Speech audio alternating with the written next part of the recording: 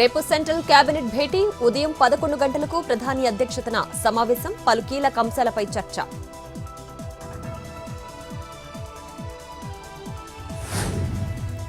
మరోసారి దావోస్ పర్యటనకు తెలంగాణ సీఎం ఉన్నతాధికారుల బృందం ఈ నెల 19న టూర్ ఉంటుందన్న మంత్రి శ్రీధర్ బాబు.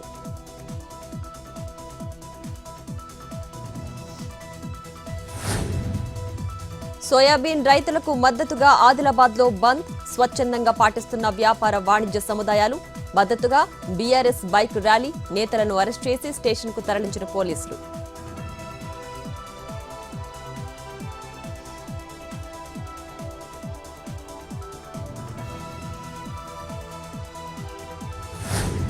బ్లోట్ తగ్గుముఖం పడుతుంది. 25% ప్రెషర్ తగ్గిందన్న జేసీ నిశాంతి. ఢిల్లీ నుంచి నిపుణుల బృందం వస్తుందని వెల్లడి. పైప్ లైన్ల ద్వారా నీళ్లు వెలజుమ్ముతున్నట్లు వెల్లడి.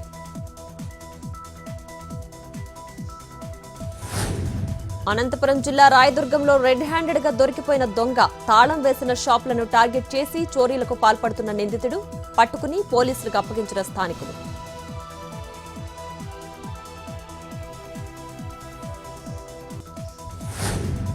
గుంటూరు జిల్లా వేములూరిపాడులో ఘోరం. మద్యం మత్తులో బావ తలపై కొడవలితో బావమరిది వేటు. తర్వాత పోలీస్ స్టేషన్లో లొంగిపోయిన నిందితుడు రాజు. ఆసుపత్రిలో చికిత్స పొందుతున్న వేణు.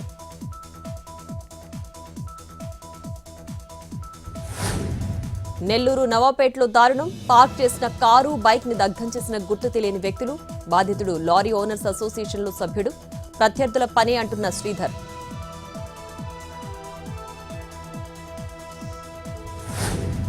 మరోసారి ఆసుపత్రిలో చేరిన సోనియా గాంధీ. తీవ్ర దగ్గుతో ఇబ్బంది పడుతున్న కాంగ్రెస్ అగ్రనేత. కాలుష్యం వల్లే అంటున్న ఆసుపత్రి వర్గాలు. సీనియర్ పల్మనాలజిస్ట్ పర్యవేక్షణలో చికిత్స.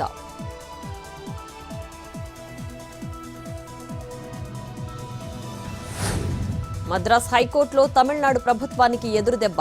దీపం వివాదంలో హిందూ సంస్థలకు అనుకూలంగా తీర్పు. రాష్ట్ర ప్రభుత్వ పిటిషన్ను తిరస్కరించిన న్యాయస్థానం.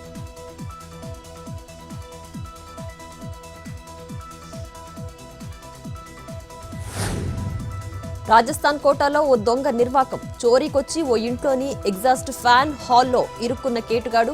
బయటకు రాలేక ఇబ్బంది పడ్డ నిందితుడు. బయటకు తీసిన పోలీసులు.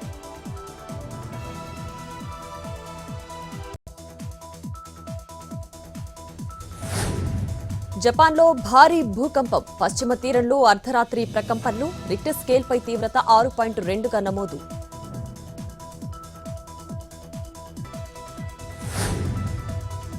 తిరుమలలో కొనసాగుతున్న రద్దీ. 31 కంపార్ట్మెంట్లలో వేచి ఉన్న భక్తులు. సర్వదర్శనానికి 13 గంటల సమయం. నిన్న శ్రీవారి హుండీ ఆదాయం 4,08,00,000.